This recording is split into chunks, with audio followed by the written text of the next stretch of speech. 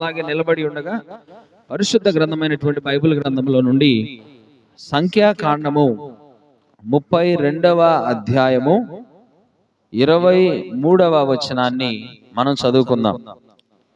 సంఖ్యాకాండము 32వ అధ్యాయము 23వ వచనం.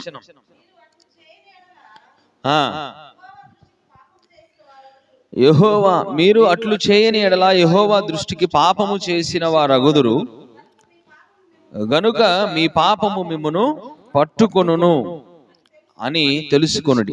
చదవబడిన ఈ మాటలను దేవుడు దీవించునుగాక. ఆ దీవెనలు మన మీదుగా ఆయన నడిపించునుగాక. మనందరం కూడా కూర్చుందాం. Praise the lord, praise the lord, hallelujah.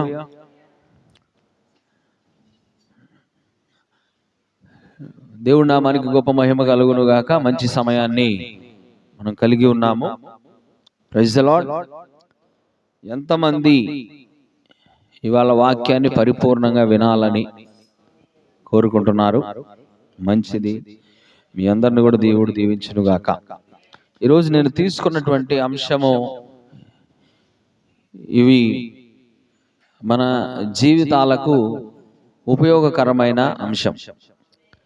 Praise the lord. అంటే ప్రతి వారం చెప్పుకునే అంశాలు మన జీవితాలకు ఉపయోగ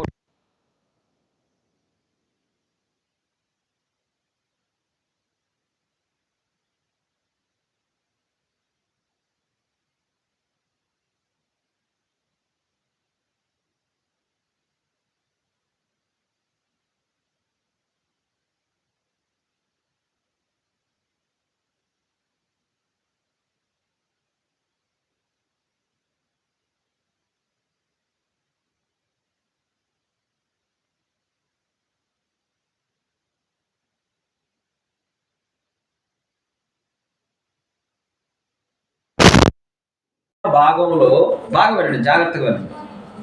ఇందాక చదువుకున్నటువంటి ఆ లేఖన భాగంలో స్వయంగా ప్రవక్త అయిన మోషే 2 గోత్రీకులతో ఆయన మాట్లాడుతున్నాడు ఈ మాటలు. ఎవరు ఆ గోత్రీకులు అంటే 32వ అధ్యాయం మొదటి వచనంలోనే ఉంది. అక్కడ రూబేనీయులకును గాదీయులకు ఈ ఇద్దరితోటి ఈ ఇద్దరు గోత్రాలతోటి మోషే స్వయంగా చెబుతున్న మాటలు ఇవి. ఏమని చెబుతున్నాడు? మీరు గనక ఈలాగు అంటే దేవుడు చెప్పినట్లు మీరు చేయకపోతే మీ పాపము మిమ్మల్ని పట్టుకుంటుంది అని చెబుతున్నాడు. ఏమి చేయమని చెప్తున్నాడు?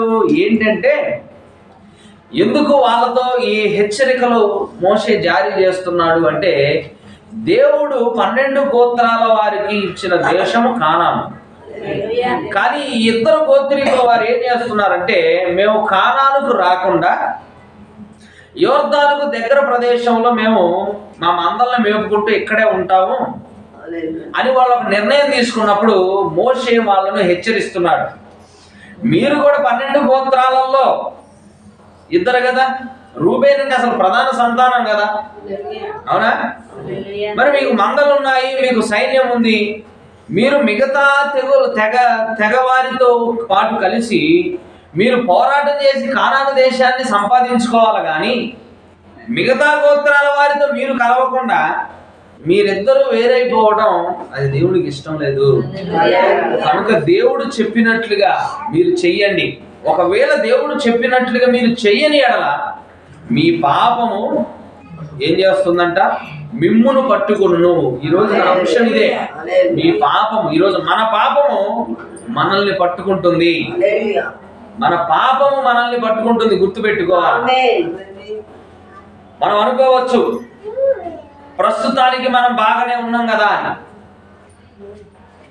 ప్రస్తుతాన్ని బట్టి మన యొక్క భవిష్యత్తును మనం నిర్ధారించకూడదు. ప్రస్తుతం నీకు తిండి దొరుకుతుంది కదా అని నీకు జీవితాంతం తిండి దొరుకుతుంది అని అనుకోవటం అది నీ భ్రమ. ప్రస్తుతానికి ఆరోగ్యం బాగుంది, రేపు బాగుంటుందని నువ్వు గ్యారెంటీ ఇవ్వగలవా?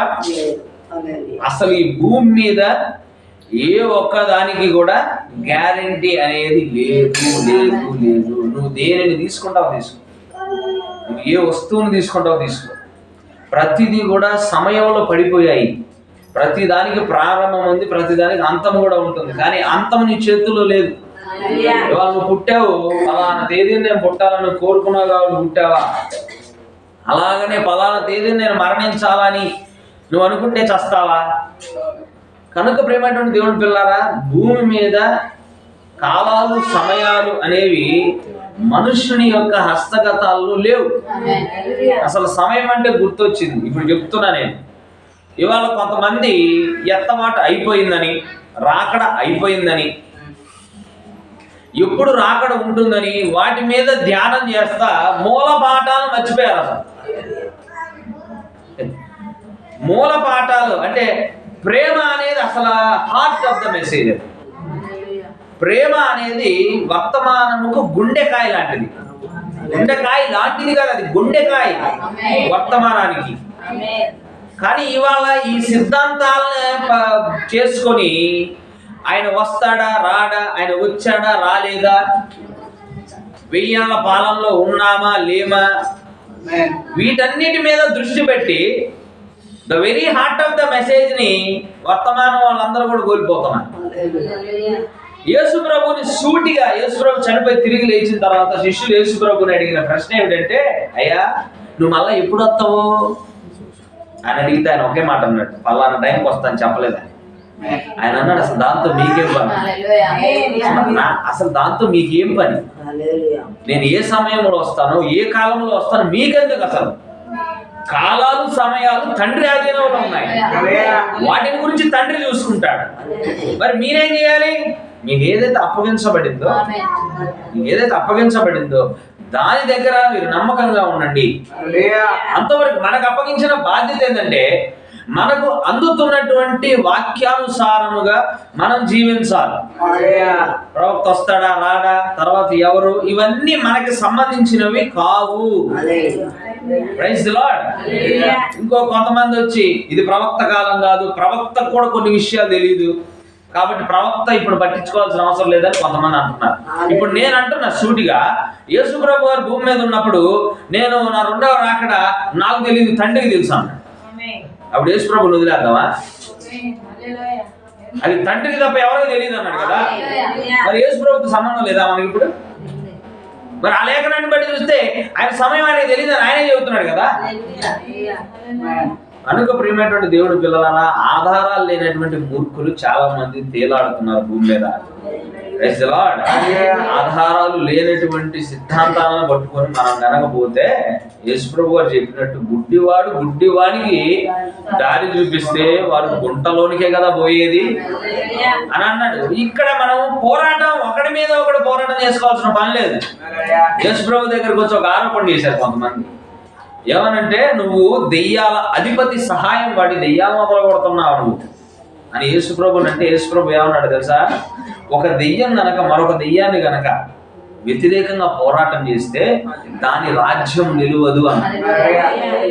అలాగని ఇప్పుడు యేసుక్రీస్తులో మనందరం కూడా ఆయన బిడ్డలంగా చెప్పుకుంటున్నాం, అవునా? ఇప్పుడు మనలో మనం పోట్లాడుకొని ఎత్తపాటు జరిగిందని ఒకడు, ఎత్తపాటు జరగలేదని ఒకడు, 1000 ఏళ్ల పాలనలో ఉన్నామని ఒకడు, 1000 ఏళ్ల పాలనలో లేవని ఒకడు, ఇలాగ మనలో మనం పోరాటం చేసుకుంటా ఉంటే రాజ్యము కట్టబడుతుందా? కట్టబడదు. అసలు ఈ కాలానికి ప్రవక్త తెచ్చినటువంటి వర్తమానం ఏంటంటే బ్రదర్లీ కైండ్నెస్, సహోదర ప్రేమను గురించి ఆయన వర్తమానం తీసుకొచ్చాడు. ప్రవక్త అంటాడండి, పరిశుద్ధాత్మ అనేటువంటి ఆ టోకెన్, ఆ గుర్తు, ఆ ఆనవాలు అనేది లేకుండా నువ్వు ఎత్తబడవు. పరిశుద్ధాత్మ ఎట్లా సంపాదించుకోవాలో, ఆత్మ పూర్ణుడిగా ఎలా ఉండాలో, ప్రభువు వలె ఎలాగ జీవించాలో నేర్చుకోవాల్సింది పోయి ఒక ఫిజిక్స్ క్లాస్ లాగా తయారైపోయింది. ఇప్పుడు ఒక మ్యాథ్స్ క్లాస్ లాగా తయారైపోయింది. ఒక ఫార్ములా వేసుకొని ఫార్ములా జీవితం అయిపోయింది వాళ్ళ. చాలా సిగ్గుచేటది. గుండె లేకుండా, ప్రాణము లేకుండా ఒక మనిషి ఉంటే వాడిని జీవోత్సవం, వాడిని శవం అంటారు కానీ శవం అంటారు వాడిని.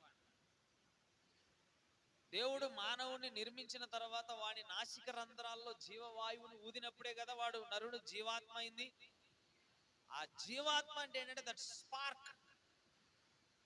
ఆ స్పార్క్ ఇప్పుడు ఇంజన్ ప్రారంభం అయ్యి అది తిరగాలి అంటే ఒక స్పార్క్ అవసరం. అందుకని ఇగ్నిషన్ బటన్ ఇస్తాడు మనకు బైకులో. ఇగ్నిషన్ అంటే రవ్వ వెలిగించడం. అలాగనే దేవుడు మనిషిని బొమ్మగా తయారు చేసిన తర్వాత he ignited the human being, మానవుడిని ఆయన వెలిగించాడు తన జీవాత్మతోటి. మరలా మానవుడు చనిపోయిన తర్వాత ఆ జీవాత్మ మరలా తిరిగి ఆ స్పార్క్ అనేది తిరిగి ఆ జీవం అనేది ఆయన దయచేసిన జీవం మరలా దేవుడి దగ్గరికి వెళ్తుంది. అలాగనే ఇవాళ సిద్ధాంతాలతోటి జ్ఞానముతోటి నువ్వు నింపబడితే వితౌట్ లైఫ్, ఆయన జీవము లేకుండా నువ్వేమవుతావు ఆలోచించుకో ఒకసారి. కట్టుకుంటున్నాం బొమ్మ మన జ్ఞానంతో, మన సిద్ధాంతాలతోటి, రకరకాల సిద్ధాంతాలు. ఇవాళ ప్రవక్తతో కూడా పని లేదనే మూర్ఖులు ఉన్నారు. ప్రవక్త కంటే పరిపూర్ణంగా బయలుపరచబడలేదంట. ఏం చేయాలి వాళ్ళని?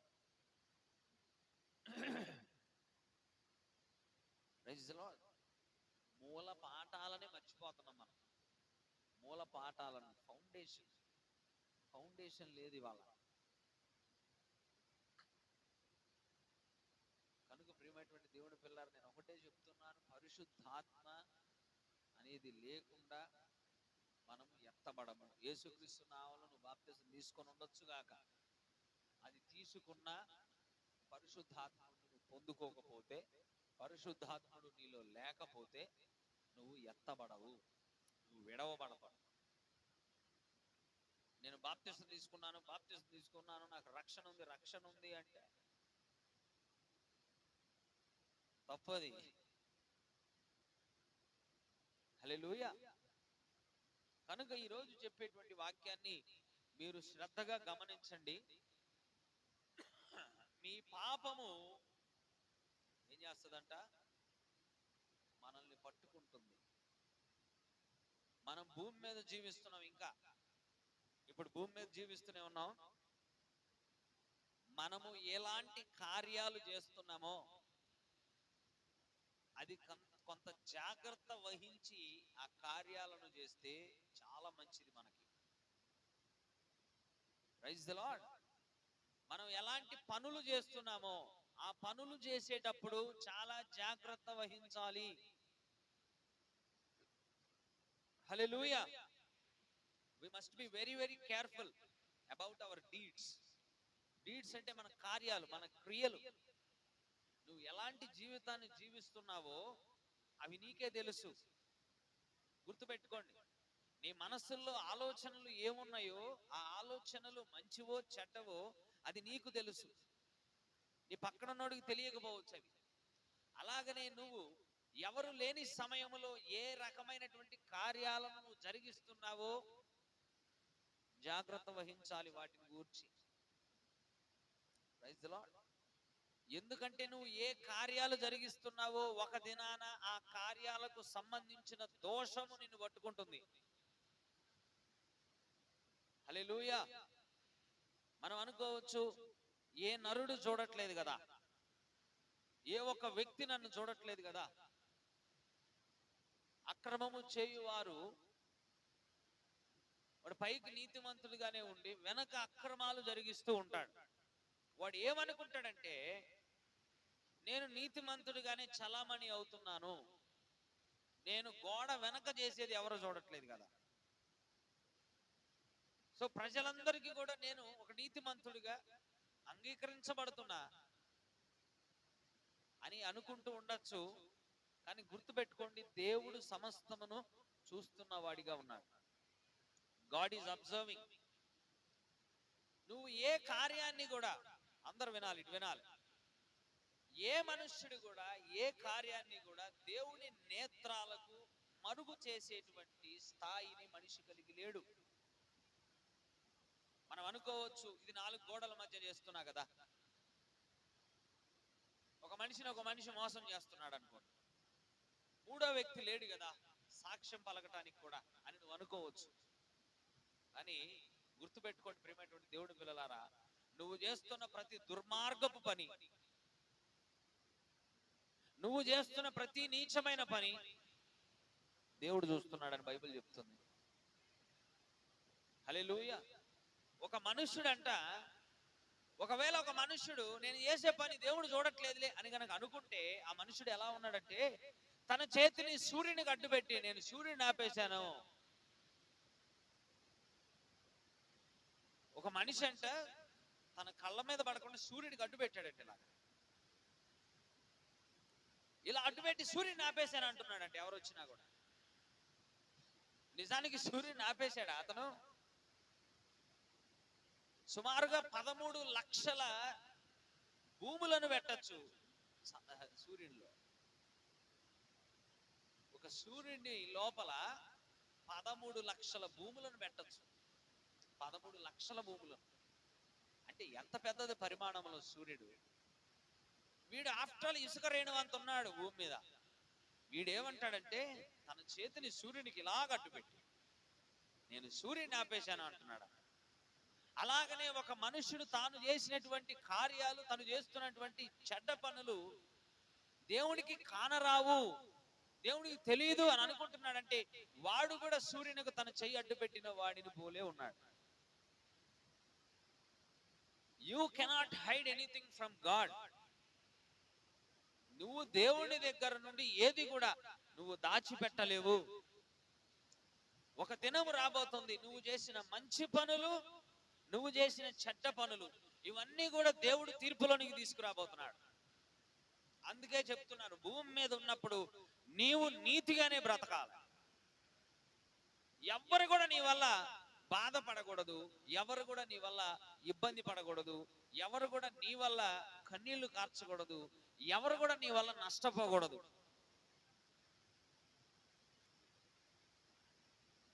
Praise the lord.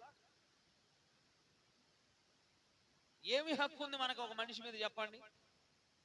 మనకు ఒక మనిషి మీద ఏమి హక్కు ఉందని మనం వాడిని హింసించాలి? నీకు ఏ హక్కు లేదు అండి. ఏ మనిషిని కూడా నువ్వు బాధ పెట్టకూడదు. ఇవాళ కొన్నిసార్లు మనం బలవంతులు అని అనుకుంటాం.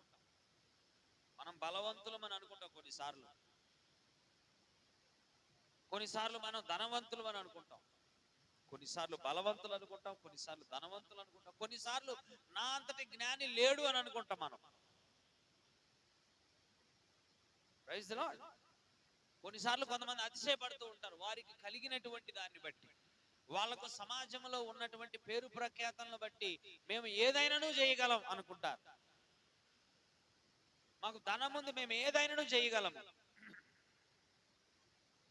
Praise the lord.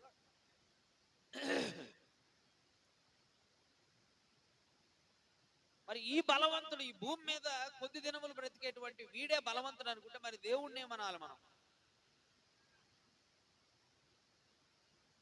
భూమి మీద ఇళ్ళు వాకిళ్ళు కలిగి ఉన్నటువంటి వీడు ధనవంతుడిగా రెచ్చిపోతే మరి దేవుడు ఎంత ఐశ్వర్యవంతుడు ఆయన.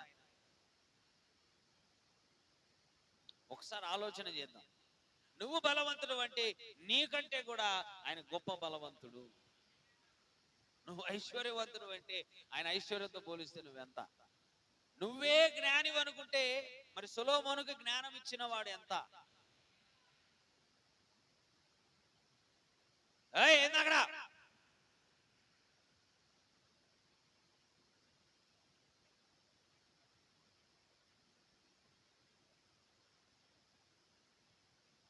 ఒకసారి ఆలోచన చేయండి. మనం ఏమేమైతే పనులు జరిగిస్తున్నామో భూమి మీద అవన్నీ కూడా ఒక రోజు లెక్కలోకి వస్తాయండి.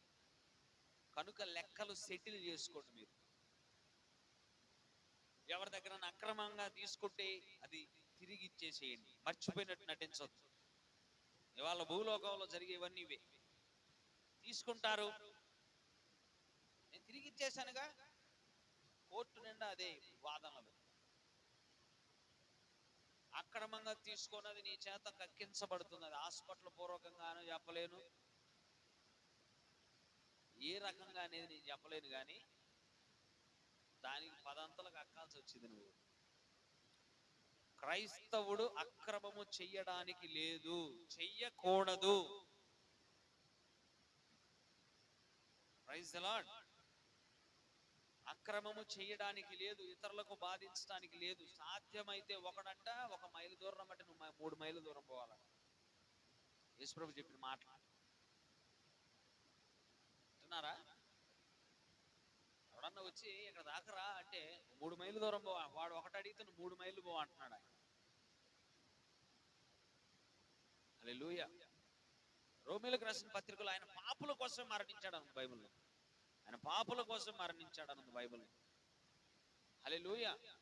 మన ఆయన బిడ్డలమని చెప్పుకుంటూ మనం అందరినీ హింసిస్తుంటే అది సరిపోతుందా? సూటబుల్ గా ఉంటుందా అది?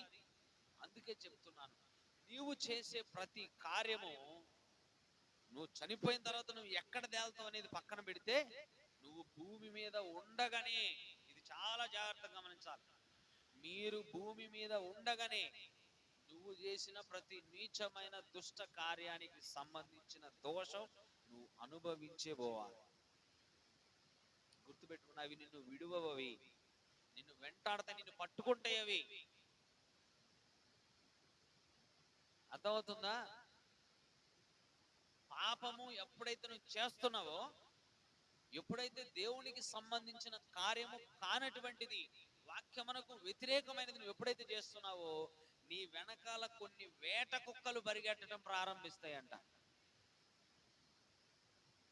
Praise the lord. ఆ వేట కుక్కలు పరిగెత్తి పరిగెత్తి పరిగెత్తి ఒక రోజున నిన్ను పట్టుకుంటేవి. ఇందా చదువుకున్నాం, నీ పాపమే నిన్ను పట్టుకుంటుంది ఒక రోజు. హల్లెలూయా. సంసోనుకు బలము ఉంది, దెలీలాతో వెళ్తా ఉన్నాడు, అయినా బలం ఉంది. ఫిలిస్తీయుల సర్దార్లు వచ్చిన వాళ్ళని చంపేస్తున్నాడు, బలము నిలిచే ఉంది. కానీ ఆ పాపం అనేది శృతి మించి దెలీలా ఏమి చెబితే అది చేసే స్థాయికి వెళ్ళిపోయింది. ఇప్పుడు దెలీలా చెప్పిన మాట ఏంటి? నిబంధనను మీరు అని చెప్పింది దెలీలా. అసలు నిబంధన ఉల్లంఘించడంలో శక్తి, ఆశీర్వాదం లేదు, కానీ నిబంధన ఉంచుకోవడంలో శక్తి ఉంది, ఆశీర్వాదం ఉంది. ఇప్పుడు సంసోను దెలీలా మాట విని నిబంధనను ఎప్పుడైతే ఉల్లంఘించాడో, సంసోను కళ్ళు పోయినాయి, సంసోనులో ఉన్న దేవుని శక్తి పోయింది, సంసోను సమస్తమును కోల్పోయాడు. కాబట్టి గుర్తించండి, మీ పాపము ఏదో ఒక రోజున మిమ్మల్ని భూమి మీద ఉండగానే పట్టుకుంటది. చనిపోయిన తర్వాత పరలోకమా పాతాళమా అనే తర్వాత, చచ్చిపోయిన తర్వాత భూమి మీద సంగతి చెబుతున్నా నేను. మీరు అనుకోవచ్చు భూమి మీద ఉన్నప్పుడు నేనేమి చేసినా నాకేమి కాదని. ఇంకొంతమంది ఆలోచనలు ఎలా ఉంటాయి తెలుసా? నేను ఎప్పుడు ముసల్దాన్ని అయిన తర్వాత చర్చికి వస్తా, నేను అప్పుడు వస్తా చర్చికి. రేపు చేస్తానని ఈరోజు బాప్తిసం తీసుకుంటా అనే మైండ్ సెట్ ఉన్న వాళ్ళు ఉన్నారు చాలా మంది. ధనవంతులాగా ఈ రాత్రి అడిగితే ఏం చేస్తావు? హల్లెలూయా.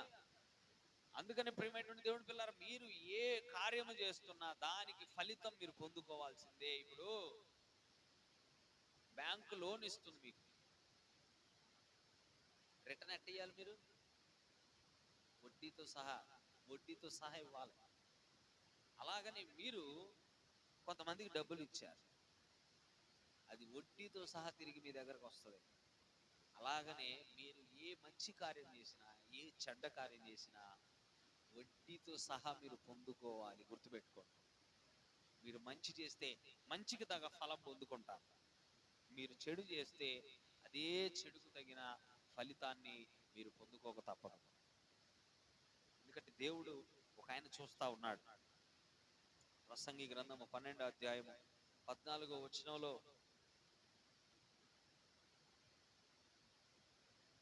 వింటున్నారా? వెనకాళ్ళు పిల్లలతో ఆడుకుంటున్నారా? ప్రసంగి గ్రంథము 14, ప్రసంగి గ్రంథము 12వ అధ్యాయం 14.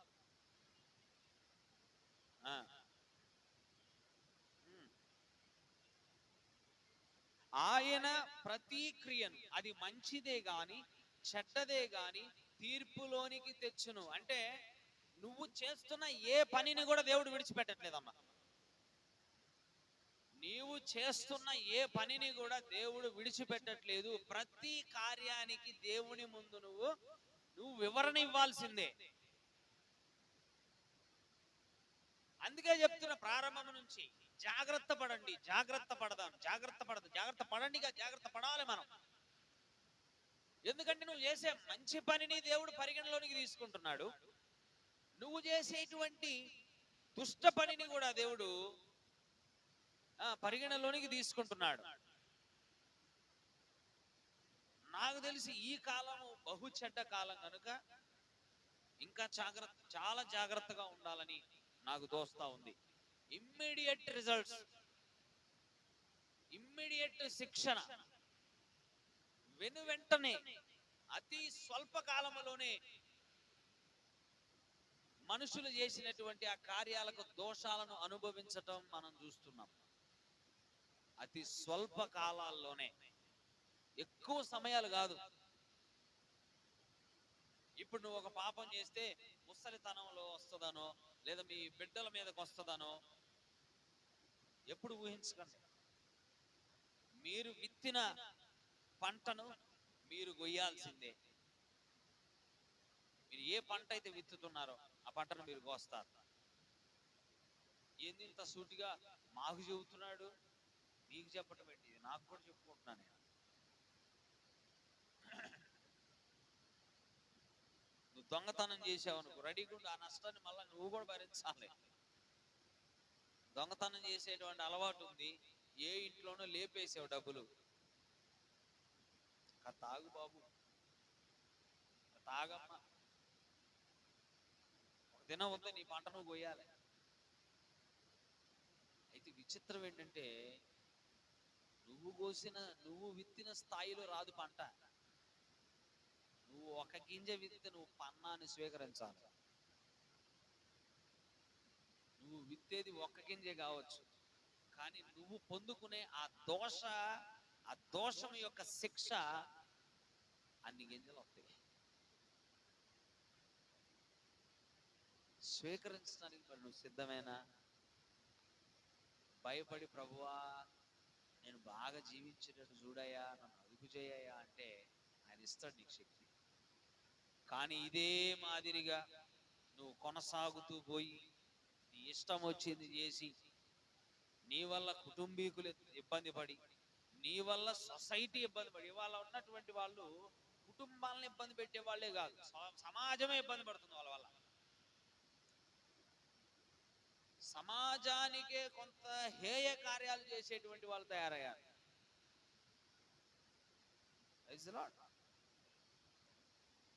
వాడి వల్ల ఇల్లు కాదు, వాడి వల్ల సమాజమే బాధపడుతుంది.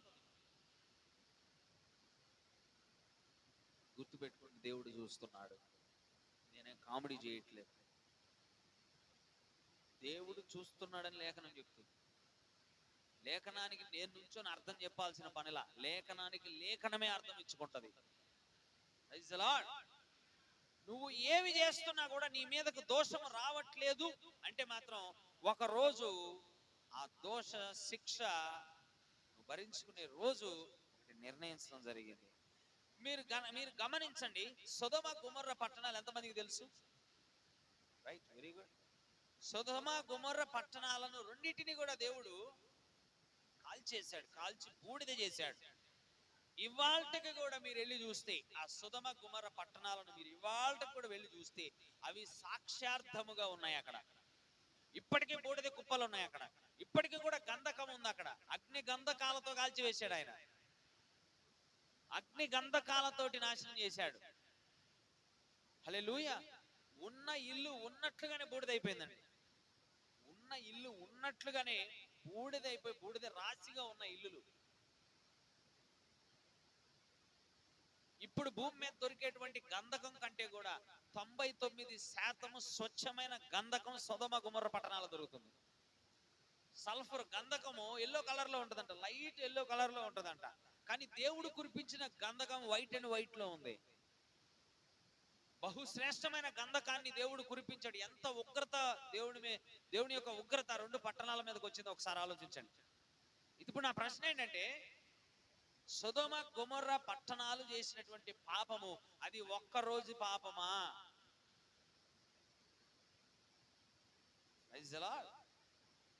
అది ఒక్కరోజు పాపము కాదు వాళ్ళు చేసింది, వారు కంటిన్యూస్ గా జరిగించుకుంటూ వచ్చారు దేవుని దృష్టికి వ్యతిరేకంగా. అయితే ఒక రోజున ఆ పాపము దేవుని సన్నిధిలోనికి జ్ఞాపకార్థంగా వెళ్ళింది.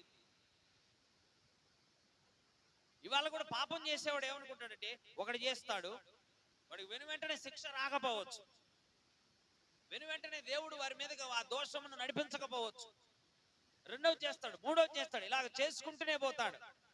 అలాగే ఎంతకాలం చేస్తాడంటే వాడు చేసిన పాపపు చిట్ట దేవుడి సన్నిధిలోకి చేరే అంత వరకే వాడికి ఛాన్స్. ఆదికాండం 18వ అధ్యాయం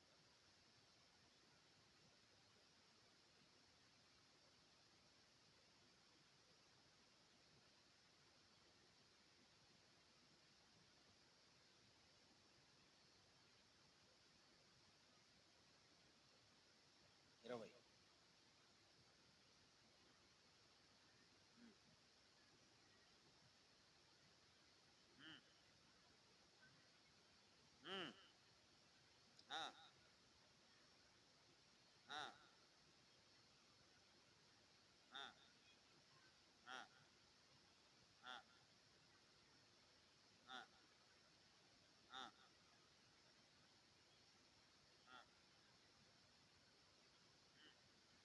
ఒక్క నిమిషం, ఇక చాలు. ఇక్కడ ఈ సొదొమ గొమొర్రాలు చేసినటువంటి ఈ పాపం అనేది దేవుని సన్నిధి వరకు వెళ్ళింది. ఒకడు వెళ్ళి చెప్పాడా? ఎవరో వెళ్ళి కంప్లైంట్ చేసినట్టుగా ఉందా? అలాగనే నువ్వు చేసేటువంటి పనులను గురించి ఒకడు చెప్పాల్సిన పని లేదు.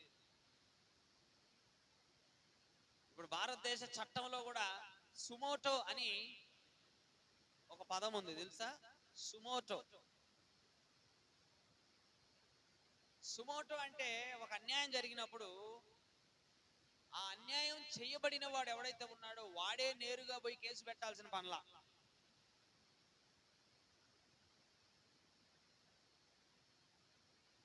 మొన్న నిర్భయానో ఏదో ఒకటి జరిగింది. అది జరిగినప్పుడు అది వార్తల్లో వచ్చింది, అందరు చూశారు, దేశం అంతా కూడా ఇలాంటి ఒక దుశ్చర్య ఏ కాలంలో కూడా జరగలేదు అన్నట్టుగా చూశారు. తల్లిదండ్రులు కేసు వద్దన్నా కూడా ఆ కేసుని సుప్రీంకోర్టు సుమోటోగా తీసుకుంటుంది. సుమోటో అంటే తనంతట తానే వెళ్ళి అని అర్థం. ఎవరు ఆ కేసుని నడిపించాల్సిన పనుల, ఒక మనిషి పోయి దీన్ని ఇదిగో చూడండి అని ఇవ్వాల్సిన పనుల, సుప్రీంకోర్టే తనంతట తానే ఆ కేసుని స్వీకరిస్తుంది. దాన్ని సుమోటో అంటారు. అలాగనే భూమి మీద జరిగేటువంటి కార్యాలు వినట్లే, అసలు వాక్యం వినట్ల. ఇప్పుడు నేనేం చెప్పాను చెప్పండి?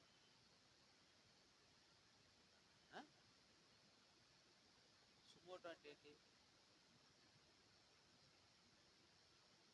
పిల్లలతో రయ్యమ్మగులు ఆడుకోవచ్చు, కానీ ఇది ఆడుకునే సమయం కాదు. ఇది వాళ్ళకి మేపే సమయం తర్వాత ఉంది. ఇప్పుడు మేప వస్తుంది.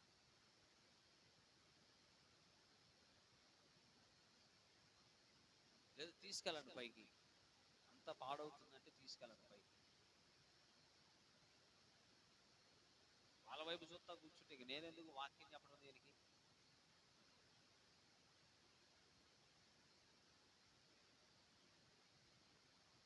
సుమోటో కేసుని ఏ ఒక్క మనుషుడు వెళ్ళి కోర్టులో చెప్పాల్సిన అవసరం లేదు. కోర్టే స్వయంగా స్వీకరిస్తుంది ఆ కేసుని. అలాగనే భూమి మీద నువ్వు వ్యతిరేక పనులు చేసినప్పుడు ఒకడెళ్ళి నీ మీద చెప్పినా చెప్పకపోయినా అది సుమోటోగా దేవుడి దగ్గరకు చేరుతుంది. సొదొమ గొమొర్రాలు చేసినటువంటి పాపము దేవుడు స్వీకరించాడు దాన్ని స్వయంగా. దాన్ని నాశనం చేసేదాకా విడిచిపెట్టలేదు.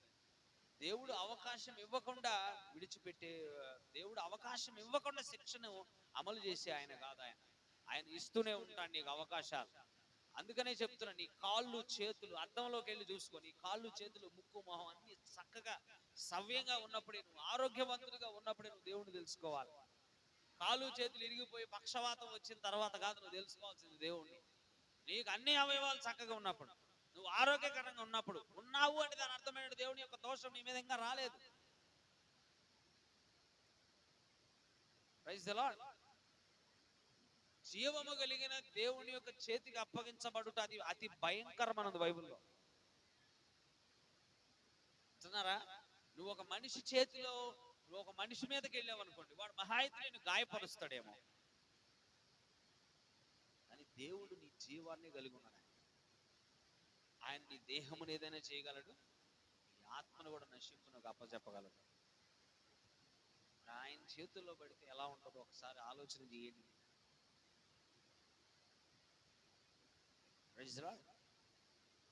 బైబిల్ గ్రంథంలో నాబోతు అనేటువంటి ఒక ఆయన ఉన్నాడు. ఆయన నీతిమంతుడు.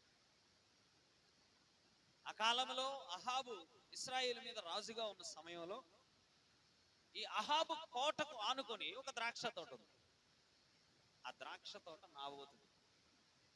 నాబోతు నీతిమంతుడు. హల్లెలూయా.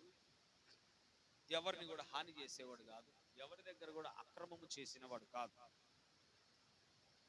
ఆ నాబోతుకు ఒక ద్రాక్ష తోట ఉంది, రాజనగరకు ఆనుకొని ఉంది. అయితే ఇప్పుడు ఆహాబు ఏమనుకున్నాడంటే, నా కోటకు ఆనుకొని ఉన్నది కదా ఈ ద్రాక్ష తోట, ఈ ద్రాక్ష తోట నాకు ఇవ్వు అని అడిగాడు రాజు. ఎవరిని? నాబోతుని అడిగాడు, నీ ద్రాక్ష తోట నాకు ఇస్తావా? నేను నీకు దీనికంటే శ్రేష్టమైనది ఇస్తానన్నాడు. అంటున్నారా?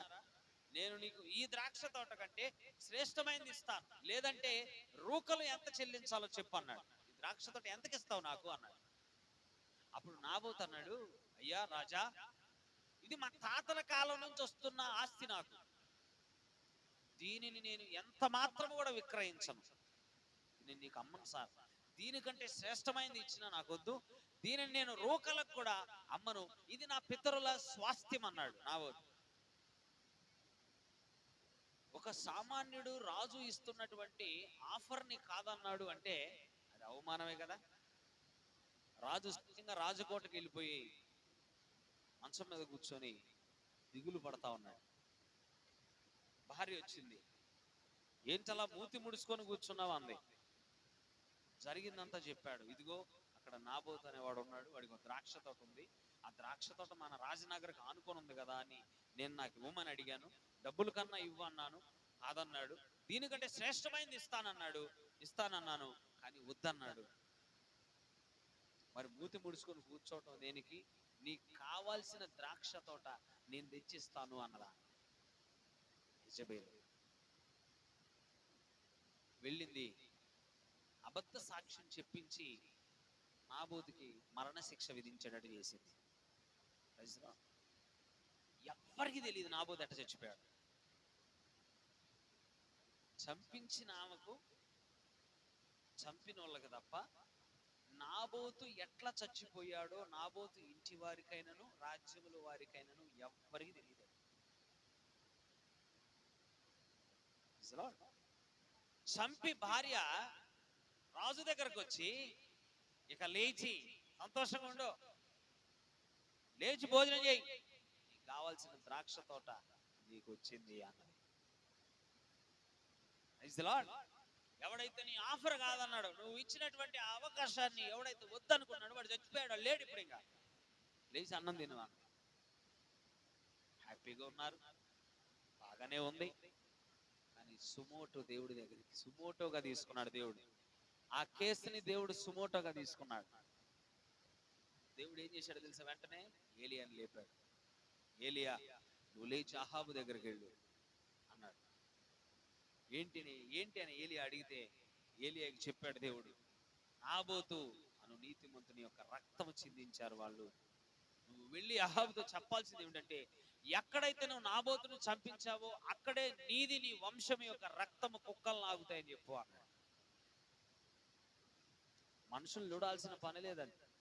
నువ్వు చేస్తున్న ప్రతి ఒక్క అన్యాయపు పని అది దేవుడి దగ్గరికి నేరుగా వెళ్తుంది. దేవుడు చూస్తున్నాడు. ఏలియా వెళ్ళాడు, అహాబుతో చెప్పాడు, అహాబు, నాబోతుని చంపించావు నువ్వు, నాబోతు యొక్క రక్తం ఎక్కడైతే కుక్కలు నాకాయో అక్కడనే నీ రక్తము, నీ యొక్క వంశం యొక్క రక్తము కుక్కలు నాగుతాయి. అని చెప్పించాడు. అప్పుడు అంటున్నాడు, నా పగవాడా నీకు చిక్కితిని కదా అని అంటున్నాడు ఆయన. అహాబ్, ఈ చేతికి చిక్కితిని కదా అంటే దాని అర్థం ఏంటి? ఎవ్వరికి తెలియదు అనుకున్నాడు మనవాడు. అలాగనే ఇవాళ మనం ఎవరినైనా మోసం చేసి ఎవరికైనా అన్యాయం చేస్తే ఎవరికి తెలియదు అని మనం అనుకుంటాం. రాజే చంపాడు అని చెప్పడానికి ఎవరికి ధైర్యం చాలదు. రాజుకు బలం ఉంది అనుకున్నాడు, రాజు ఏం చేసినా చెల్లుతుంది అనుకున్నాడు. అని ఆయన మరి నీకంటే మా గొప్ప రాజు అయి ఉన్నాడు. రాజులను నియమించి మార్చువాడు ఆయన. రాజులను నియమించి మార్చువాడు ఆయన అన్నట్లుగానే మరి అహాబు యొక్క కుటుంబీకుల రక్తము, అహాబు రక్తము కుక్కలు నాకినట్టుగా బైబిల్ గ్రంథంలో రాయబడి ఉన్నది. జ్ఞాపకార్థంగా దేవుని దగ్గరికి వెళ్తున్నాయి అవి. మనం చేసిన దోషాలు జ్ఞాపకార్థంగా దేవుని వద్దకు వెళ్తున్నాయి. నువ్వు వాటిని ఆపలేవు. మీరు నన్ను అడగచ్చు, మనం చేసిన చెడ్డ కార్యాలు దేవుడి దగ్గరికి జ్ఞాపకార్థంగా వెళ్తున్నాయా, మంచి కార్యాలు వెళ్ళట్లేదా అంటే, నువ్వు చేసిన మంచి కార్యాలు కూడా దేవుడి దగ్గరికి వెళ్తున్నాయి జ్ఞాపకార్థంగా. బైబిల్ గ్రంథంలో ఒక శతాధిపతి ఉన్నాడు, ఒక అధికారి, ఒక సైన్యాధికారి ఉన్నాడు. ఇతను యూదుల మధ్యలో నివాసం చేస్తూ యూదుల వలె జీవించడానికి ప్రయత్నిస్తూ యూదుల పండుగలను ఆచరిస్తున్న వాడితను. అతని పేరు కొర్నేలి అని రాయబడి ఉంది. ఇతన్ని దేవుడు ఇష్టపడ్డాడు. ఎందుకు ఇష్టపడ్డాడు, ఎందుకు ప్రేమించాడు ఈ కొర్నేలిని దేవుడు అంటే బైబిల్ గ్రంథంలో రాయబడి ఉంది స్పష్టంగా. కొర్నేలి యొక్క నీతి కార్యాలు దేవుని యొక్క జ్ఞాపకార్థంగా వెళ్ళాయి. నువ్వు చేసే చెడ్డ పనులు మాత్రమే చూస్తున్నాడని అనుకోవద్దు. నువ్వు చేస్తున్న మంచి కార్యాలు కూడా దేవుడు చూస్తున్నాడు. నువ్వు గిన్నెడు చన్నీళ్ళు ఇస్తేనే మర్చిపోని దేవుడు అని రాయబడి ఉంది.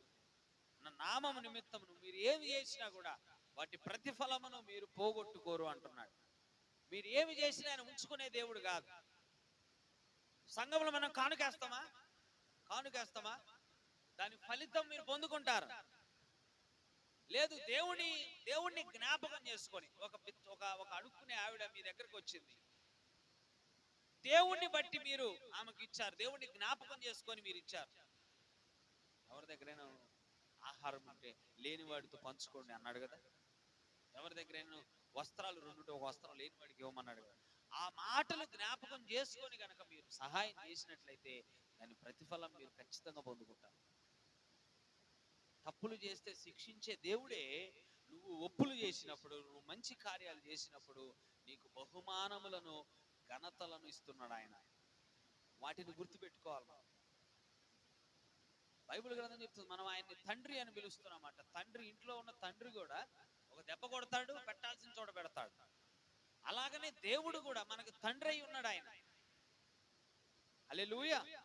నువ్వు తప్పులు చేస్తా ఉంటే నిన్ను సరిచేసేటువంటి ఆ హక్కు ఆయనకున్నది.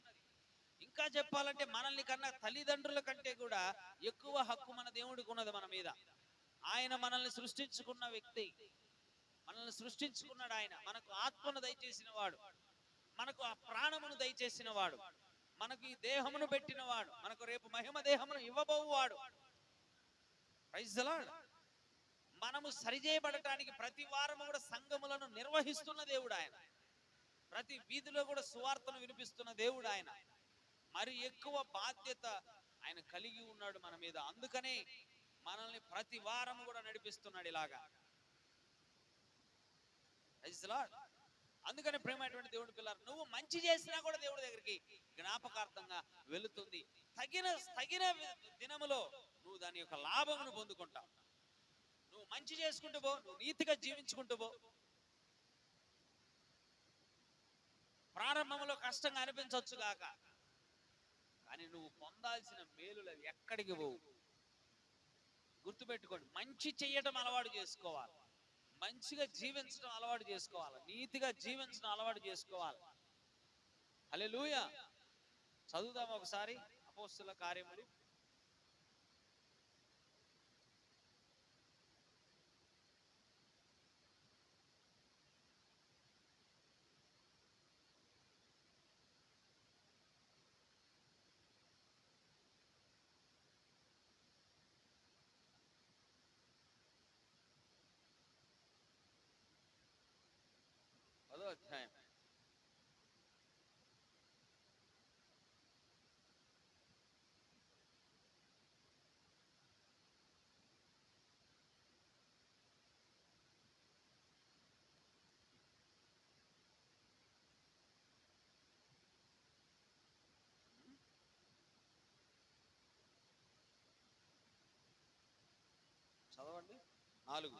మొదటి 4 వచనాలు.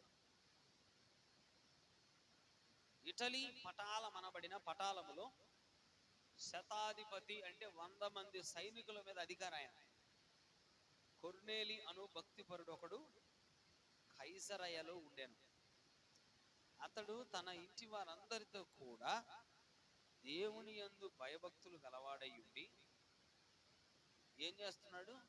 ప్రజలకు అన్యాయం చేస్తున్నాడా? ప్రజలకు ధర్మము చేయుచు ఎల్లప్పుడూ దేవునికి ప్రార్థన చేయువాడు. పగలు ఇంచుమించు 3 గంటల వేళ ఎవరొచ్చారు? దేవుని దూత వచ్చి అతని యొద్దకు వచ్చి కొర్నేలి అని పిలుచుట దర్శనమందు తేటగా అతనికి కనబడింది. దర్శనాలు చూస్తున్నాడు ఆయన. అతడు దూత వైపు తేరి చూచి భయపడి, ప్రభువా ఏమని అడిగాను. అందుకు దూత, నీ ప్రార్థనలను నీ ధర్మ కార్యములను దేవుని సన్నిధికి జ్ఞాపకార్థముగా చేరినవి. సొదొమ గొమొర్రాల పాపము ఏ విధంగా పరిపక్వమై దేవుని సన్నిధికి వెళ్ళినాయో అలాగనే కొర్నేలి చేసినటువంటి ప్రార్థనలు, కొర్నేలి జరిగించిన ధర్మములన్నీ కూడా దేవుని వద్దకు జ్ఞాపకార్థంగా వెళ్ళినాయి. దేవుని సన్నిధి నుండి ఒక దూత దిగి వచ్చింది. ఆ దూత ఎందుకు వచ్చిందో తెలుసా? కొర్నేలికి కొర్నేలి ఇంటి వారికి రక్షణ అనుగ్రహించడానికి వచ్చింది. ప్రపంచంలో అన్నిటికంటే గొప్పది ఏంటంటే రక్షణ. మనం 100 కోట్లు ఇచ్చిన రక్షణను కొనలేం, మనం గుర్తుపెట్టుకోండి. కానీ కొర్నేలి చేసినటువంటి ధర్మాలు, కొర్నేలి చేసినటువంటి ప్రార్థనలు దేవుని సన్నిధికి జ్ఞాపకార్థంగా వెళ్ళినప్పుడు కొర్నేలి ఇంటి వారందరికీ కూడా ఏమొచ్చిందంటే రక్షణ వచ్చింది. మరి కొర్నేలి చేసిన ధర్మాలు మనం జరిగిస్తే కొర్నేలి వలె ఆశీర్వదించబడతామా? కొర్నేలి వలె రక్షణ ఉంటుందా అంటే ఖచ్చితంగా ఉంటుందని చెప్పాలి. Praise the Lord. అందుకనే ప్రియమైనటువంటి దేవుని పిల్లలు, మనం ఏ పనులు చేసినా, ఎలాంటి పనులు చేసినా, అవి మంచివి కావచ్చు, చెడ్డవి కావచ్చు, అవన్నీ కూడా దేవుని సన్నిధిలోనికి వెళుతున్నాయి కనుక మనం చేసేటువంటి పనులు చేసే ముందు చాలా ఆలోచన కలిగి చేయడం మంచిది. ఎందుకంటే మనుషులు చూడకపోయినా, ఎవరు నిన్ను గమనించకపోయినా, ఎవరు నన్ను చూడట్లేదులే అని నువ్వు చేసేటువంటి పనులు దేవుడు గమనిస్తున్నాడు. He is watching continuous. ఆయన నిరంతరం కూడా నిన్ను చూస్తా ఉన్నాడు. ఒక దినం రాబోతుంది, మీరు చూడండి అంతే. ఎవరైనా అన్యాయంగా ప్రవర్తించేవారు ఎవరన్నా ఉంటే వారిని గమనిస్తా ఉండండి. మీరు కాలమే సమాధానం చెప్తుంది. మీరు ఎవరిని విడిచిపెట్టాడంటే దేవుడు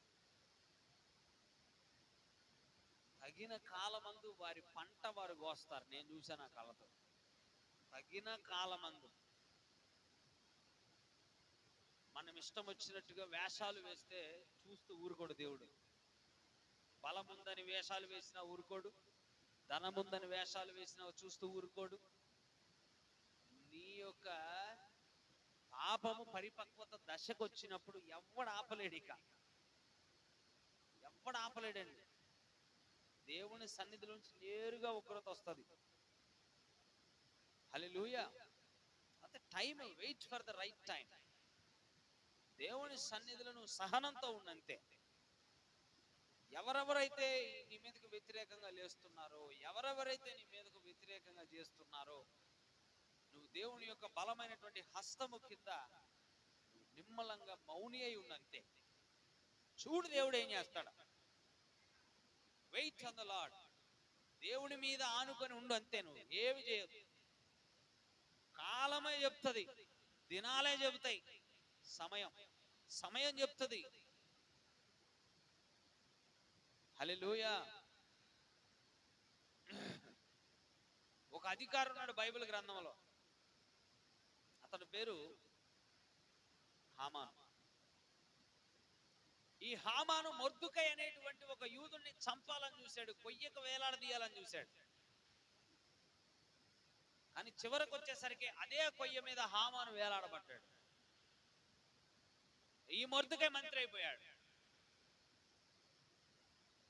హల్లెలూయా. సమయం ఓపిక పట్టు, అంతే, ఓపిక పట్టుండు. బలవంతుడు బలము ఒక రోజు బలహీనం కాబోతుంది. గర్విష్ఠుల గర్వము ఒకరోజు ఒక అంతమునకు రాబోతుంది. వెకిలి చేష్టాలు చేసే వాళ్ళందరి వెకిలి చేష్టలు ఒక ముగింపుకు రాబోతున్నాయి. హెచ్చించుకునే వారందరూ కూడా ఒక దినాన తగ్గించబడబోతున్నారు.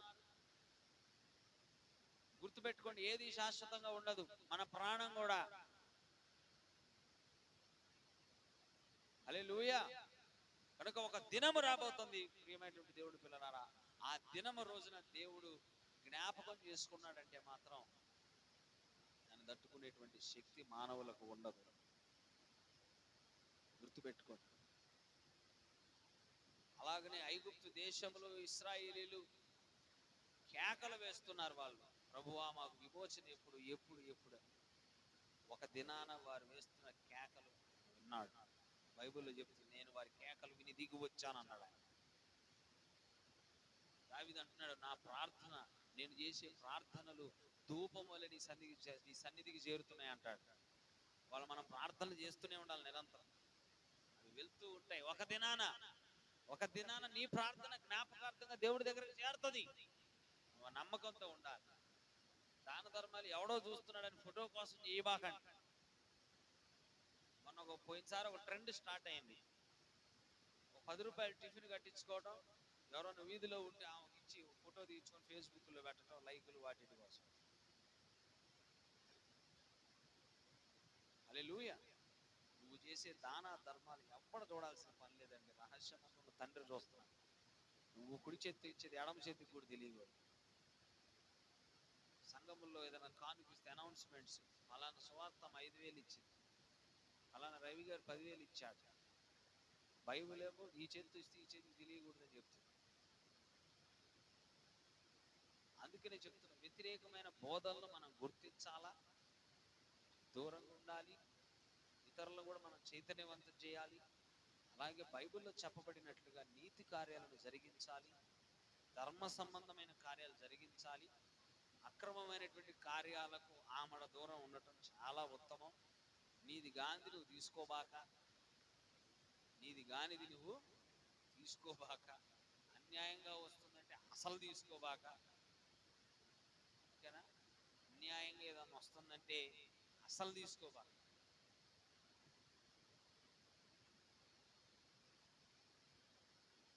ఎవరి దగ్గర కూడా అన్యాయంగా ప్రవర్తించవద్దు, అన్యాయంగా నోరు బారేసుకోవద్దు. పక్షవాతాలు వస్తున్నాయి. నిజమే, రావట్లేదా పక్షవాతాలు? పక్షవాతం వచ్చి నోరుతో ఏం తిడతావు? చెప్పండి, తిట్టగలరా ఎవరన్నా? పక్షవాతం వచ్చి నోరుతో తిట్టగలరా ఎవరన్నా?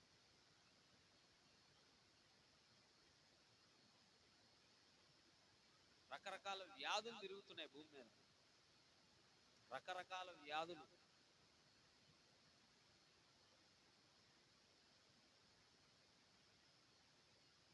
కరోనా వచ్చింది, ఒక మంచి పాఠమే నేర్పించింది మనకి.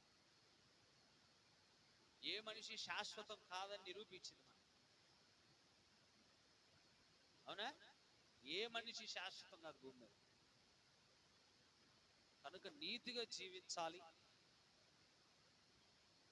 హార్ట్ అటాకులు ఇంతకుముందు ఉన్నాయా? హార్ట్ అటాకులు ఉన్నాయండి. బ్రెయిన్ స్ట్రోకులు, హార్ట్ అటాకులు, ఏంది ఇన్ని రోగాలు, క్యాన్సర్లు మన వీధుల్లోకే వచ్చేసినాయి. అసలు ఇన్ని వ్యాధులు ఉన్నాయి అని 20 ఏళ్ల క్రితం తెలుసా అసలు మనకి? అప్పుడు నాకు తెలిసినంత వరకు జలుబు, జ్వరం, విరోచనాలు ఎక్కువ అయ్యాయి. నాకు బాగా గుర్తు, విరోచనాలు అయ్యాయి, వాంతులు అయ్యాయి. ఇప్పుడు ఏంటంటే వాంతులు విరోచనాలు తగ్గినాయి, పెద్ద పెద్ద బడా రోగాలు వచ్చినాయి. ఎందుకు అన్ని రోగాలు వచ్చినాయి, బడా రోగాలు ఎందుకు వచ్చినాయి ప్రపంచం మీద కంటే, మానవులు చేసేటువంటి పాపము అత్యధికమే తారాస్థాయికి చేరింది అంటున్నారా. తారాస్థాయికి చేరింది కాబట్టి ఇవన్నీ ఏళ్తున్నాయి. హాస్పిటల్కి సాయంత్రానికి పోయి చూస్తే కుప్పలు తెప్పలుగా ఉన్నారు జనం.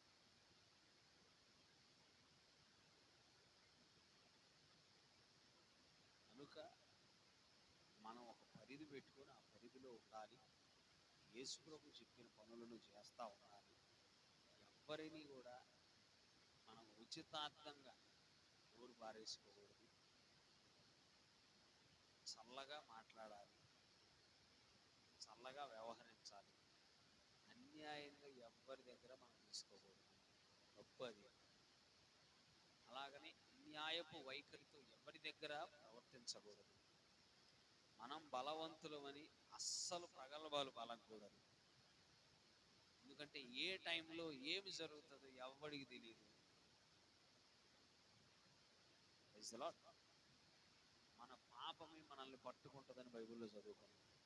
వేరే వాడి వల్ల నువ్వు చావట్లా, గుర్తుపెట్టుకోండి. వేరే వాడి వల్ల, ఇగో ఈడి వల్ల నేను తన్నులు తినదే, స్కూల్లో చదువుతారు పిల్లలు, ఈడి వల్ల నేను తన్నులు తినదా చదువుతారు. కానీ ఇక్కడ బైబిల్ టెర్మినాలజీ ప్రకారం నీ వల్ల నువ్వు తన్నులు తింటావు. నువ్వు చేసిన పాపానికి నిన్నెందుకు తీర్పు తీరుస్తాడు దేవుడు? నువ్వు చేసింది నీకు తగులుతుంది. ఎవడో పలానా ఎల్లై చేసిన దానికి నిన్నేం లాగడు ఆయన. ఒక్క దాంట్లో తప్ప ప్రవక్త చెప్పాడు, ఒక స్త్రీ సగం సగం బట్టలు వేసుకుని వెళ్తున్నప్పుడు పురుషులు చూసినందుకు వాణ్ణి, కట్టుకున్నందుకు ఆమెను ఇద్దరిని తాగుతాడు దేవుడు. వాళ్ళని అడుగుతాడు, నువ్వు ఎందుకు చూసారంటే వాడు ఏమన్నా చూస్తాడు, ఆమె వేసుకుంది, ఆయన ఎందుకు చూసాడు. అప్పుడు ఆమెను అడుగుతాడు, నువ్వు ఎందుకు వేసుకున్నావు? ఇద్దరికి ఒకే శిక్ష వేస్తాడు. ఆ ఒక్క కారణం తప్ప మిగతా దాంట్లో నువ్వు చేసింది నీకే వర్తిస్తుంది. అది కూడా అంతే కదా, వాళ్ళు చేసింది వాళ్ళకే తగింది. చూసినందుకు వాడు చేసిందే కదా, కట్టుకున్నందుకు ఏమో చేసిందే కదా. కాబట్టి ఎవడు చేసిన దానికి వాడే ఏడవబడుతున్నాడు. అర్థమవుతుందా? ఇందులో ఒక ఎక్స్ట్రా ఇంట్రెస్ట్ ఏంటంటే, నువ్వు చేసిన నీచమైన పనులు నీ తర్వాత తరానికి అంటుకుంటున్నాయి. ఇది ఏంటంటే ఇంట్రెస్ట్, ఇది వడ్డీ. అసలు నువ్వు పొందుకుంటున్నావు బాగానే ఉంది, అది నీ పిల్లల మీద కూడా ఫార్వర్డ్ అవుతుంది. ఒక ఆయన ఎట్టబడితే అట్ట సంపాదిస్తూ ఉంటాడు అన్నాడు. ఎట్టబడితే అట్ట, ఒక విధానం లేదు, ఒక పద్ధతి లేదు. ఏడ దొరికితే ఆడ తీసుకుంటాడు. పెంటలో పడినా తీసుకుంటుంటూ, నేల మీద పడినా తీసుకుంటుంటూ, ఎక్కడి నుంచి పడితే అక్కడ నుంచి డబ్బులు తీసుకొని సంపాదిస్తాడు బాగానే. ఒకరోజు పుట్టుకు అంటాడు. శాపనార్థాలుగా జరిగే విషయాలే చెప్తున్నాను నేను. ఏదో ఒక సమయంలో ఏదో ఒక రకంగా ఉన్నాయన్నీ పోయి పిల్లలు అడుక్కు తింటారు. అందుకే ప్రియమైనటువంటి దేవుడి పిల్లలు, ఒక పాస్టర్ గారు నా దగ్గరకు వచ్చినటువంటి ఒక పాస్టర్ గారు ఒక మాట చెప్పాడు. ఏం చెప్పాడు తెలుసా? నా పిల్లలకు నేను దేవుడి దగ్గర నుంచి ఆశీర్వాదాలు ఇవ్వకపోయినా పర్వాలేదు, కానీ దేవుడి దగ్గర నుంచి దోషాలు మాత్రం ఇవ్వకూడదు అన్నాడు. గుర్తుపెట్టుకోండి, మనమే కాదు, మన వెనకాల తరం కూడా మన మీద ఆధారపడదు. నేను దరిద్రమైన జీవితాన్ని జీవించాలనుకో, నా పిల్లలు అన్యాయం అవుతారు కదా, నేను ఎందుకు జీవించాలి?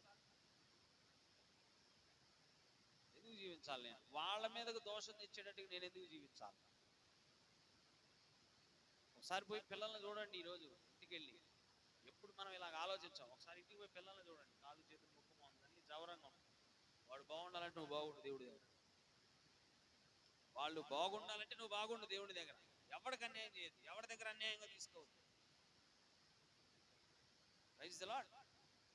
నీతిమంతుడిగానే బ్రతకాలి, నీతిమంతుడిగానే బ్రతకాలి. ఎప్పటి దగ్గర కూడా నువ్వు అన్యాయంగా తీసుకోవద్దు. అన్యాయంగా ఒక మాట జారద్దు, మిగిలిపోయింది. అన్యాయంగా ఒక మాట నువ్వు జారావు అంటే దానికి నువ్వు సమాధానం చెప్పాలి. మన రోగాలకు అతీతులం కాదు. ఒకసారి చనిపోతే బాధ లేదండి, మంచం మీదే ఉంటే అక్కడ పాతాలను ఇక్కడ చూడాలి.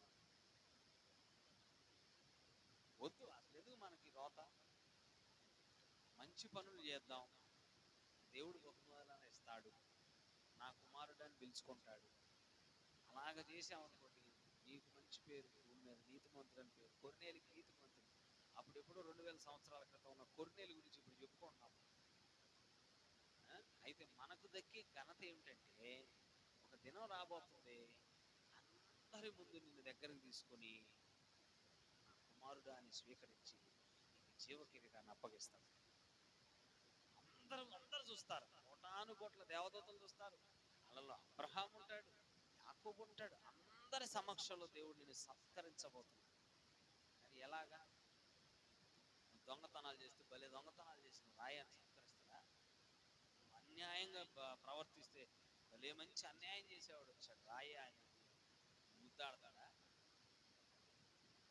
నువ్వు నోరు కుదరకుండా భూమి మీద నువ్వు బతికినంత కాలం నోరు కుదరకుండా మాట్లాడితే, ఓ పెద్ద నోరు గల్లా వచ్చింది రాండమ్మా అని చెప్పి సన్మానాలు ఏమైనా చేస్తాడా? అంత నోరు ఎవరికి లేదు ఆయన పిల్లల్లో. నోరు తెరిచిందంటే మామూలు నోరు కదా, రామా సత్కరిస్తారా అని అంటాడా? ఓమభ ప్రభు అంటాడు. ఆయన మాట్లాడిన కూడా మాట్లాడతాడు. నీ డెస్టినేషన్కి నువ్వు వెళ్ళాలి. చచ్చిపోయింది ఎందుకు తెచ్చుకోవాలి మనం ఇవన్నీ? చెప్పండి, అవసరం మనకి? మన తిండి మనం తింటా, మన ఊపిరి మనం పీల్చుకుంటాం, మన మంచినీళ్ళు మనం దాక్కుంటాం. ఒక్కటే చేయొద్దు అంటున్నాడు. మీ పరిధి కాని దాంట్లోకి మీరు పోవద్దు. మీకు ఒక పరిధి ఉంది, ఆ పరిధిలో మీరు ఉండండి. ఆ పరిధిలో దొరికిన ఆకులు అలములు తినండి, ఆ పరిధిలో దొరికినయే మీరు వాడుకోండి. మీ పరిధి అది. మీరు తవ్వుకున్న బావిలో నీళ్లు తాగండి, తప్పేం లేదు కదా. మనకు గుర్తు పెట్టుకోండి, మనం చేసేటువంటి పనులే ఒక దినాన మనల్ని పట్టుకోకూడదు. దేవుడి పరిశుద్ధమైన హృదయంలో ముద్రించును గాక. అందరం పైకి